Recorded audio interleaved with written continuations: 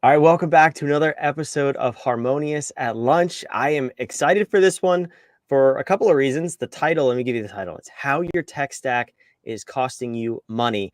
And I hate tech, and my tech stack is for sure costing me money. So selfishly, I'm excited to dive in here and figure out what's going on and what this is all about. We have an amazing guest, but let's refresh and tie back to the harmonious architecture. So what is it? We're disrupting the way you think about and see your business. It's the new lenses to view your business through. There's so much content out there. This right here is content. We're giving you the context of how it applies to your business so you can actually grow and scale without pulling your hair out. We all want that. So enough about me. Let's dive in. I want to bring on my special guest today, Pamela. Pam, thanks for coming here. I'm excited to have you.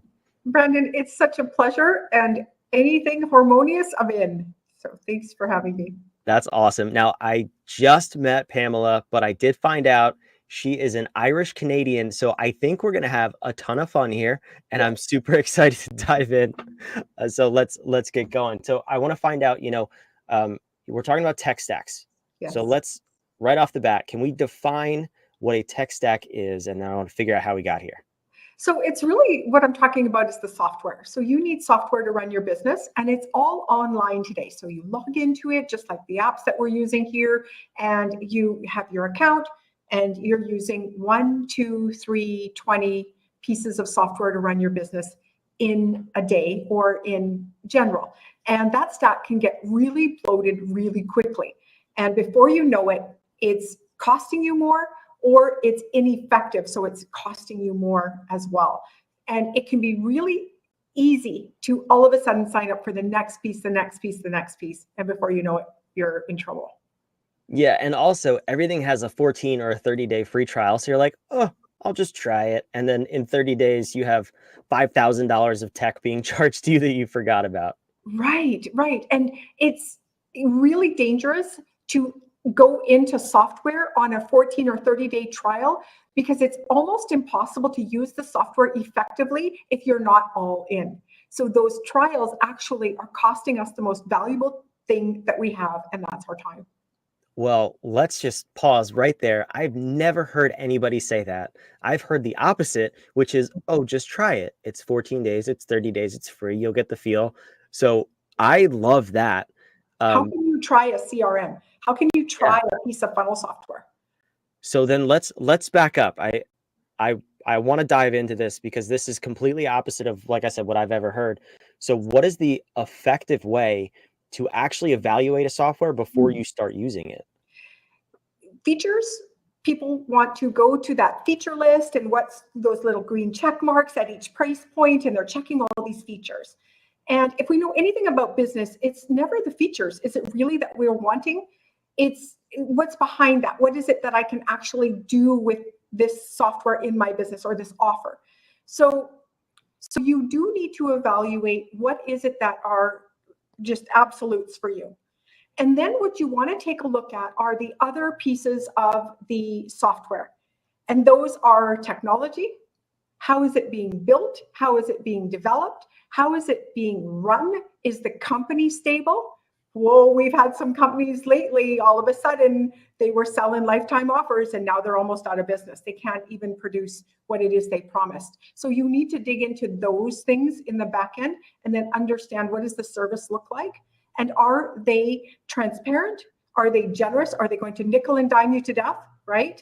And are they going to listen to you as a user of the software and build what you may very well want versus what they think people want? And 9 times out of 10, that's not effective. Yeah, that's a great list to live by. And I think a lot of times we get caught up by like the shiny features, like you said, of what it can do, and you think it's all amazing. One of the things that, and you mentioned this, that I always raise a red flag to is anytime I see a software product with a lifetime deal, I pretty much automatically click out of it. Just run. Yeah. So how do you kind of balance the, oh, this is a good deal versus like, okay, I'm going to bite the bullet, but at least the company's going to be here in 36 months when I'm using it. So the math never lies. And we're business owners and we need to be critical thinkers. When we walk into something and we need to run it out 3 years from now. If I need to talk to them once a month, or I'm in 3 emails a day, that's costing somebody something. And if there's 1,000 or 2,000 users, that's just basic math that isn't going to work, because the company needs the money on the back end, not just to do that. They need to stay in development. So one of the pieces of software that I work with is $4 million a month just in storage is what they pay. Oof. So we don't know that that's what goes on behind software companies. So we don't give this enough thought or ask enough questions when we go to pull our business, AKA our lives, onto a piece of software. It's my office building. If my office building where all my customers came to was not stable, I'm bringing my family here. This isn't safe. So we need to think the same way when I build a business on a platform, that it's going to be here in 5 years and it's going to listen to me as a user and support me to fulfill on what it is that they promise. And that's not always available. And it's certainly not available to somebody on a $30 a lifetime deal or $997 lifetime deal. What you're hearing is that they are already out of money. Mm-hmm. They need that influx of cash so that they can get it developed. Then they're going to need funding to help maintain that, because they don't have the users to maintain that. So you need a company that's profitable. Yeah, that's a great way to look at things too. And you know, I want to dive into, how is your tech stack costing you money? You're already getting to it, but I want to elaborate on this concept that we're talking about here, where I'm sure you've heard this. There's the three-legged stool in business, right? You can be fast, you can be cheap, or you could be the best, but you can't be all three. Right. I disagree. I think it's just a matter of messaging. I think if you focus on being fast and you focus on being the best, I can make a very clear argument, and you just did it for me, that you will also be the cheapest, because you'll be there in the long run. So the cost of switching is now out of the picture. And ultimately, the users who stayed with you spent and avoided spending the most. So got to look at the owners as well. Are the owners buying Lamborghinis? What are the owners' beliefs around money as well? So it's important, I think, for any business owner to lower expenses as much as possible. I work with a piece of software, and the owners didn't work. Their wives supported them through the initial build. So we don't hear stories like that. We don't know what's really going on in the back end. And these owners are still the exact same people they were. They don't have big houses. So you've got to pay attention to the culture in this software as well. And it's the same in our personal lives when we go, the math is the math. Yeah, it's math never lies, right? No, your math is my math, because we're working with the same dollar. Right? That's right. That is right. Yeah. So let's dive in. Let's talk about the mindset around costing you money. I think there's a lot of different paths that you could take there. It's the actual cost, it's the opportunity cost, like we talked about. So how are you evaluating when you're working with someone about their tech stack? How do you convey that it's costing them money, or there's maybe better opportunity somewhere else? So the first thought that I have is, and one of the first questions I have is, how excellent are you at Excel spreadsheets? Do you want me to answer that? Because not good. Right. I roll a what? I'm all of a sudden, I'm like, what? It's shiny out. Look at the flowers, right? Like, I'm just like, not that girl. So that's my first sign that we are missing what? Critical data. If you've got 10 pieces of software, are you tracking in between all of those pieces of software? Absolutamente not, right? There's my Spanish for you. It's not. And so you need spreadsheets at best. And great big dashboards, would be ideal.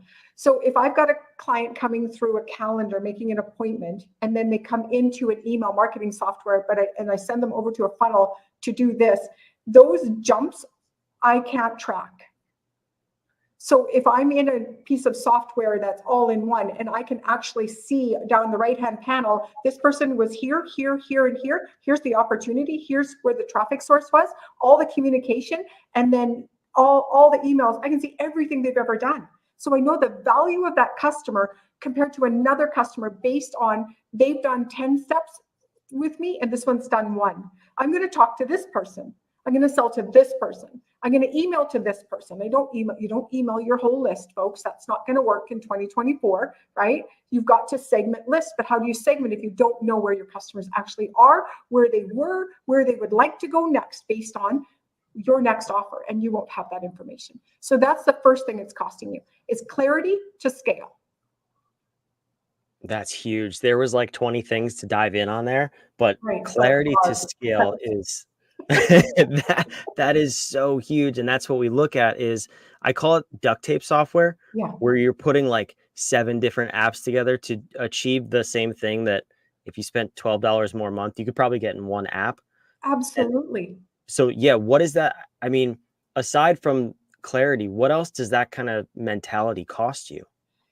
If I do not want to spend $97 a month, $200 a month on an all-in-one piece of software, I would question that business owner whether or not they actually believed that their business is going to work. Interesting. That's so inexpensive in the long run when you think about it, that if you put an offer out for $5,000, $2,000, $300, you'll get your money back. More so, because you'll have the data from 3 years ago. The other way it's costing you money is you're going to start and stop 10 more pieces of software between now and 2025. So the data is going to drop. It's going to miss. So you won't have it back to look back on, right? The best predictor of the future is the past. So if you know what people are buying, and you won't have that data if you don't spend a little bit and invest in the business. It's like I always say, Pizza Hut, I don't know why I use Pizza Hut as an example, but if you wanted a Pizza Hut restaurant, you need the physical location and the pans and the employees, and you need the logo out front, you need the advertising, you need all of these things. You can start a multi-million-dollar business today with just WordPress site and some grit, right? Like if you needed to. But what if you spent $97 a month and got a piece of software that actually you could grow into? It's like buying your first house. You get a fixer-upper. Don't do that in your business. Get your forever home right out of the gate so that you can then, you don't worry about, do you know what it costs to switch software? Do you know what it costs to train staff on software? Do you know what it costs to put the processes in place for the next piece of software? And the staff gets exhausted from it. Yes, they do. And let me say that from experience. Yes, they do. And it does cost a lot of money. Yeah. But I know you have a guide to help us through that. So I'm going to toss your website up on the screen here. Can you tell us a little bit about that process and how you help educate people on what it costs to switch, how to switch properly? Sure. So I am an advocate, promoter, lover of software called High Level or Go High Level. I've chosen to become an affiliate for them and partner with them. And they are an all-in-one platform. And I am an absolute expert at the system, and along with helping them get set up on it, plus helping them actually make money with the software. It's a whole business model as well. But you need your business on it first, figure it out, get it set up, and then determine how you want to create some of the recurring revenue as a software owner yourself if you wanted. But it can go quite deep. But I am the one that will help you get started on the software. That's awesome. And I'll just show this for everybody watching. Pamela loves Go High Level so much. If we zoom out here, she's got their logo in the background, which I love over there. I got that as a speaker at the last event. I was honored to be a speaker, and they put that in the bag for me. So You didn't mention that. So you're like an expert in this software. yes, I'm humble enough that when I say expert, I actually mean like expert, but I'm good at it. If you would get anybody at High Level and ask my name, they'll tell you who I am. That's so cool. I used to use High Level in a previous business. I did not have the expert help to set it up. So I think this is valuable for anybody who needs help with software, with transitioning. It doesn't have to be to Go High Level, but there's a path to get there, right? I mean, it's just like moving house. It's a great acronym. You're going to have stuff in your current house that's not going to fit in the new house. You're going to have stuff in the attic that you've been hoarding. And that's just scarcity mindset. If you've got 14 funnels and 300 more that you've not used and all of that, that's just scarcity mindset. You got to clean all of that out, just like you do in your house when you go to move over. And there's a transition period, and there's time that it takes to adjust. And it's a great time of year to do it. Slow down to speed up. And the number one objection maybe is, oh, it's a lot. It's a whole bunch of apps in one. Well, there's nothing worse than logging into 10 different apps in one day, right? Yeah. So it's like, get into one and get it figured out. And mine isn't perfect. I still, once a week, I'll go build something or try and fix something or do something different or new in it. And I don't overwhelm myself with it, and just leave it and go serve as much as I can others. Yeah, I think this is a great conversation. I love this because it's not just, on the surface, when we talk about our tech stack in the harmonious architecture, it touches a number of different elements. You got analyze, modify, changing things. What are the metrics we're looking at? Obviously, home, how it interacts with your people and how your people interact with it. But I think bigger than all that, so we have the harmonious architecture, but then we also believe that business is mind, body business. This is a mindset conversation around you as the owner and entrepreneur. What is your mindset around your tech and the software you use?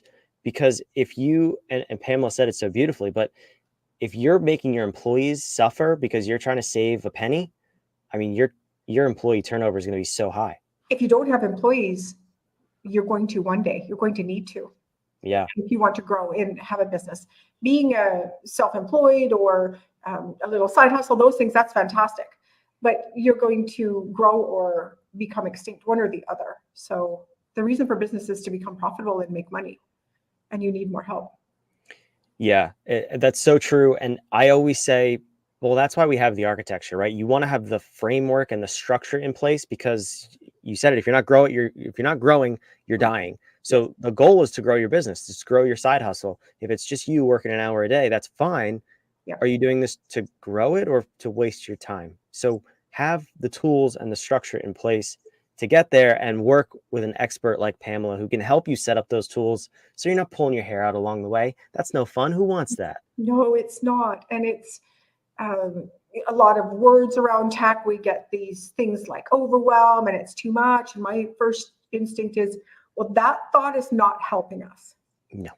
That thought is not going to help us. So that thought needs to be changed.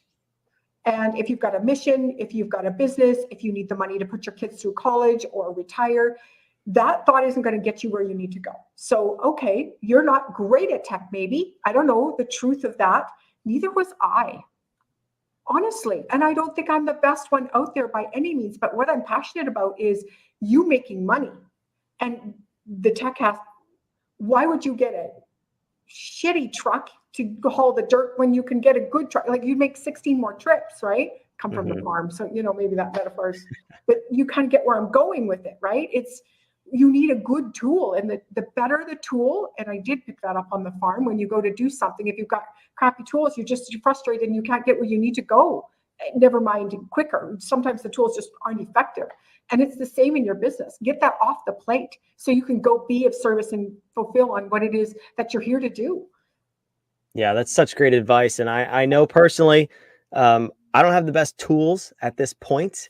And I can tell you from both my experience and a close friend of mine using the same tool that if your tech isn't working, it's costing you money in a number of different ways. Yeah.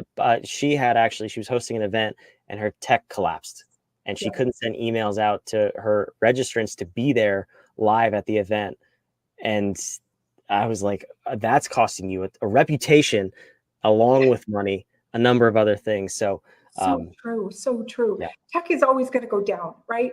Google was out a little while ago. Some bigger pieces are out every once in a while. You have to have something in place for that. And just another note, an all-in-one doesn't mean that it's going to go down. The company is smart enough to know to put it on separate servers. Like, we're talking about developers here that know how to do this. So it's safer than most because it is spread out. Yeah, that's so great. So if you want to take the next step and figure out what your tech is costing you, how you can improve it, or what tech you should be using in your business, I would love for you to reach out to Pamela. Her website's on the screen. We're going to include some links in the show notes. And Pamela, where can we find you on social media, or where are you most active? Your GHL Gal. So go high level GHL Gal. Yourghlgal.com will take you to the same site, and you'll see me out and about. YouTube and Instagram are probably the biggest places. Your username is your GHL Gal? Yep. So you're not only an expert, but you're like over the top super fan too. I Yeah, love this. kind of geeky. So I traveled to Dallas 3 times to meet the owners in person before I ever felt comfortable telling my friends, my family, my clients, yeah, I think you can trust this platform. That's I amazing. actually went and interviewed them and sat with them in rooms and had dinner with them over and over and over again until I felt like they were actually going to do what they said they were going to do, because I was involved in another company that didn't. Wow. Okay. So if you're evaluating tech and you're not flying to Dallas 3 times, you're not doing it right. So don't sign up for those free trials. Go get on a plane and see if this tech is going to work for you. Or I did the work for you, so you don't have In to. this case, we got Pamela. So GHL is vetted. But if you want to figure out how to switch tech in your business or just optimize your tech and see really what's costing you, go visit her website, go check her out and follow her on social media. Pamela, thank you so much for being here. This was a great episode. And for those of you watching out there, oh, please go ahead. It's so fun. Yes. Thank you. This was great. So thank you again. Thank you for watching. This has been a great episode of Harmonious at Lunch. We'll see you next time. And for now, go out there, grow your business and optimize your tech. It's costing you money. See ya.